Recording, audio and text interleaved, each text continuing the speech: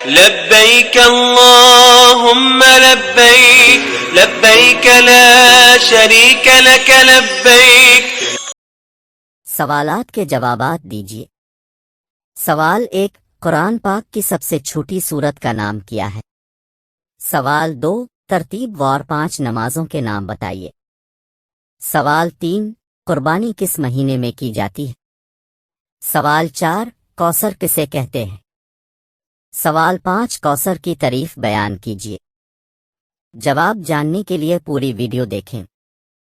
کرنے کے کام: 1، سورت الکوثر ترجمے کے ساتھ یاد کیجیے۔ 2، الکوثر سے کیا مراد ہے؟ اسے ذہن نشین کر کے اپنے گھر والوں کو بتائیے۔ 3، قربانی کے جانوروں کے نام استاد سے پوچھ کر لکھے۔ 4، ذیل میں اللہ تعالیٰ کی عطا کر وہ کوئی 5 نعمتیں لکھے۔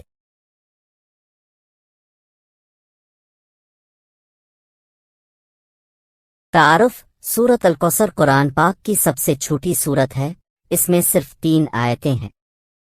اسے ایک کوثر کہنے کی وجہ یہ ہے کہ اس کو سورت میں اللہ تعالیٰ نے اپنے نبی صلی اللہ تعالیٰ علیہ وسلم کو کوثر دینے کا ذکر کیا ہے۔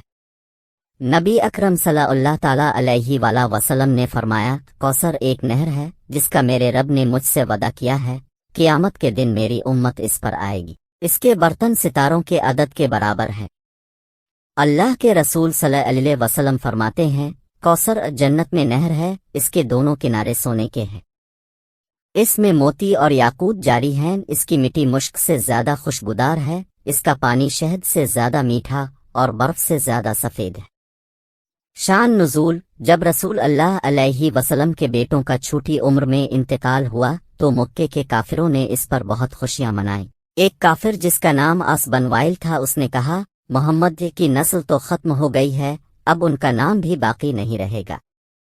اللہ تعالیٰ نے اپنے رسول کو تسلی اور حوصلہ دینے کے لیے یہ سورت نازل فرمائی، جس میں اس فضل و احسان کا ذکر ہے جو اللہ تعالیٰ نے رسول علیہ وآلہ وسلم پر فرمایا۔ پھر اس انعام کے شکرانے میں نماز پڑھنے اور قربانی کرنے کا حکم دیا گیا ہے، جبکہ سب سے آخر میں یہ بیان کیا گیا ہے کہ اب صلی اللہ علیہ وآلہ وسلم کا دشمن ہی بے نسل ہے اور ان قریب اس کی نسل ختم ہو جائے گی، یوں اس کا نام و نشان تک مٹ جائے گا۔ رسول اکرم صلی اللہ علیہ وسلم کا ذکر خیر ہمیشہ جاری رہے گا۔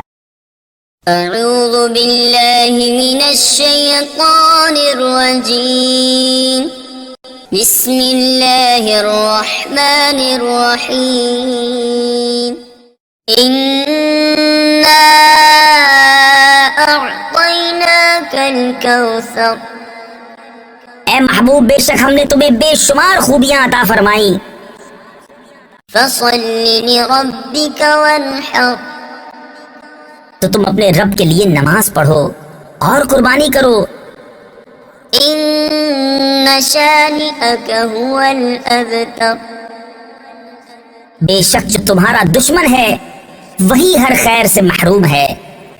ذہن نشین کیجیے، تمام نبیوں میں اللہ تعالیٰ کے سب سے پیارے نبی حضرت محمد صلی اللہ علیہ وسلم ہیں۔ رسول علیہ وآلہ وسلم جنتی نعمتوں کے متعلق جانتے ہیں۔ اللہ تعالیٰ نے نبی کریم صلی اللہ علیہ وسلم کو بے شمار خوبیاں عطا کیں، ہمیں اللہ تعالیٰ کی نعمتیں یاد رکھنی چاہیے، اللہ تعالیٰ کی نعمت ملنے پر اس کا شکر ادا کرنا چاہیے، ہمیں ہر عبادت اللہ تعالیٰ کے لیے کرنی چاہیے، نماز پڑھنے اور قربانی کرنے سے اللہ تعالیٰ خوش ہوتا ہے۔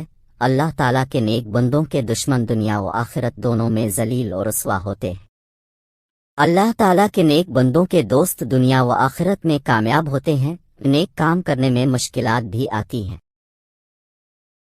لبيك والنعمة لك والملك لا شريك